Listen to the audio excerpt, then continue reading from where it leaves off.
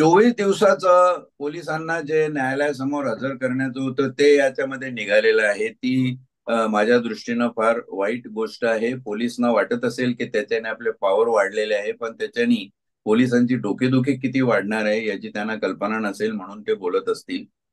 त्याशिवाय हा कायदा लागू जो करण्यात आला त्याचं प्रोसिजर हँडल कसं करायचं याचं मला वाटतं आजच्या आधी कधीही पोलिसांना किंवा रेव्हन्यू ऍडमिनिस्ट्रेशनला, तहसीलदारांना किंवा न्यायिक अधिकाऱ्यांना कुठल्याही प्रकारचं प्रशिक्षण दिलं गेलं नाही. आज कीर्ती कॉलेजमध्ये माझं पहिलं लेक्चर या विषयावर जेव्हा झालं तेव्हा अनेक माझे पोलीस बांधव बसले होते.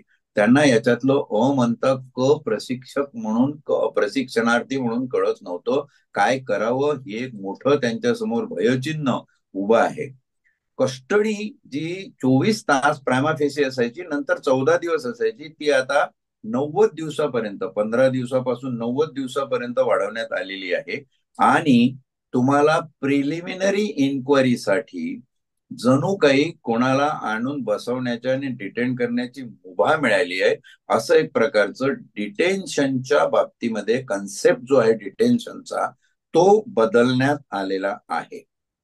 पोलीस ब्रुटॅलिटी, ज्याला आपण पोलिसांचा कडवेपणा म्हणतो, तो जास्त प्रमाणात या प्रोसिजरल कायद्यामध्ये BSNNच्या जिथं नागरिक सुरक्षा नाव दिलेलं आहे आणि पोलिसांना एवढे अधिकार देऊन ठेवले, हे कसे कॉमन नागरिक सुरक्षित राहतील? मी जर समजा एखाद्या विरुद्ध तक्रार केली आणि त्याला उचलून पोलीस घेऊन गेले, मग प्राथमिक चौकशीसाठी 3 दिवस बसून ठेवला, नंतर त्यांनी FIR केला, FIR करून कोर्टासमोर जाऊन रिमांड त्यांचे घेऊन आले, 90 दिवस पर्यंत त्याला रिमांडमध्ये, काय हालत होईल त्या माणसाची? बरं, त्या माणसाची हालत जी होईल तर होईल, पोलिसांची हालत काय होईल? 90 दिवस एखादा क्रिमिनल कस्टडीमध्ये सांभाळणं हे वाटतं तितकं सोपं नाहीये. अनेक प्रश्न पोलीस यंत्रणेमध्ये इन्फ्रास्ट्रक्चरच्या दृष्टीने होतील.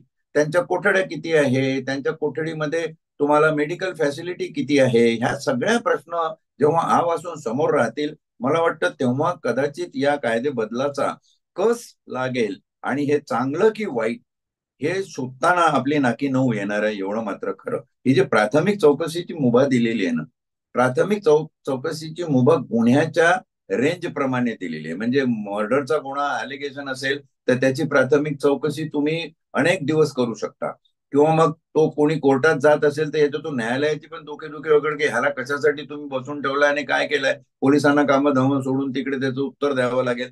मिळालं त्या क्षणी मिळेल तशी FIR घेऊन नंतर करण्याची जी प्रोसिजर आधीची होती त्याच्यामध्ये बदल जो केलेला आहे तो बदल नागरिकांच्या सुरक्षेसाठी आहे. नेमका कोणाच्या सुरक्षेसाठी आहे आणि कोणासाठी तो वाईट ठरणार आहे हे जर यंत्रणा ठरवणार असतील तर निश्चितपणे त्याचं उत्तर असंच द्यावं लागेल की ज्या राजकीय अघोरी शक्तीच्या हातात यंत्रणा असतील त्या यंत्रणेचा वापर ते जसे करतील तशा पद्धतीनं तो होऊ शकेल. मग एवढंच जर करायचं होतं, पोलिसांना जर सगळे पॉवर द्यायचे होते न्यायालयाचे वगैरे वगैरे, डिटेन्शन करण्याचे, प्राथमिक चौकशीचे, FIRचे, तर पोलीस डिपार्टमेंट स्वायत्त तरी करून टाकता. ते तुम्ही ऑटोनॉमस न करता ते मात्र तुम्ही गृह मंत्रालयाच्या अखत्यारीत ठेवलं, केंद्राच्या आणि राज्याच्या, आणि त्यांच्याकडून ही कामं तुम्ही करून घेणार.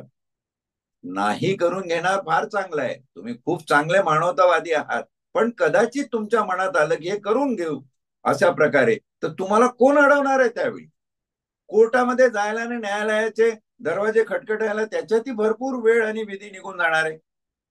म्हणून या ठिकाणी एक 2-3 बारीक गोष्टी सांगतो की कुठल्याही रँकच्या पोलीस अधिकाऱ्याला मेडिकल एक्झामिनेशन करून घेण्याचा अधिकार आहे. आधी PSI मिनिमम असायचा, आता कॉन्स्टेबल सुद्धा मेडिकल रिक्वेस्ट एक्झामिनेशन करण्याची पाठवू शकतो. ऑडिओ, व्हिडिओ आणि डिजिटल डिव्हाइस इव्हिडन्स हा तुम्हाला प्रोसिजरमध्ये निस्पृहपणे घेता येणार आहे. आधी काय असायचं, त्याला जोडलेले इव्हिडन्स, कोरॅबोरेटरी इव्हिडन्स आपण त्याला म्हणतो, ते शोधायला लागायचे, पण हे निस्पृह इव्हिडन्स आता घेता येणार आहे. मेट्रोपॉलिटन सिटीमध्ये मॅजिस्ट्रेट जे असायचे त्यांना मेट्रोपॉलिटन मॅजिस्ट्रेट म्हणायचे, तसं आता म्हणण्याची गरज नाही. सगळ्यांना ज्युडिशियल मॅजिस्ट्रेट हा एकाच बिरुदाने संबोधलं जाणार आहे. हँडकपची परमिशन फ्री करण्यात आलेली आहे. पहिला हँडकप म्हणजे मानव अधिकाराच्या उल्लंघनासाठी जिथे गरज असेल तिथेच वापरायचं, आणि जर वापरायचं असेल तर ते न्यायालयात न्याय्य ठरवलं गेलं पाहिजे, हे काढलेलं आहे. म्हणजे कुणी साधा संशयावरून जर एखाद्या हातकड्या घालून धिंड काढायची असेल तर पोलीस आरामात करू शकतात. त्यांना कायद्याची मुभा दिली गेलेली आहे, असं एक झालेलं आहे. आणि एक झिरो FIR कन्सेप्ट मात्र चांगली आणलेली आहे. ही गुन्हा नोंदण्याची प्रक्रिया, गुन्हा कुठेही घडला असो, तुम्ही कुठेही तो रिपोर्ट करू शकता. समजा आता इथं गुन्हा घडला असेल आणि तुम्ही पश्चिम बंगालमध्ये जाऊन किंवा कर्नाटकमध्ये जाऊन रिपोर्ट केला असेल, तर तिथल्या पोलीस अधिकाऱ्याला झिरो FIR तुमची लिहावीच लागेल. इथे मला एक प्रश्न असा संभवतो की भाषेचं काय. उद्या समजा पश्चिम बंगालमध्ये मी जाऊन FIR केली, तिथल्या लोकांनी बंगालीमध्ये, कारण प्रत्येक स्थानिक राज्याच्या लोकल भाषेमध्ये तिथलं पोलीस खातं काम करतं, कारण पोलीस हा राज्याच्या अखत्यारीतला विषय आहे. तर त्या बंगाली भाषेमध्ये लिहिलेला FIR हा मराठीत कसा ट्रान्सफर होऊन येणार, आणि त्याच्यासाठीची इन्फ्रास्ट्रक्चरल यंत्रणा तुमच्याकडे असेल, काय ऍप असतील, काय असेल, त्या कुठं आहे, त्याची सोय आहे की नाही, हे कोणाला माहिती नाही.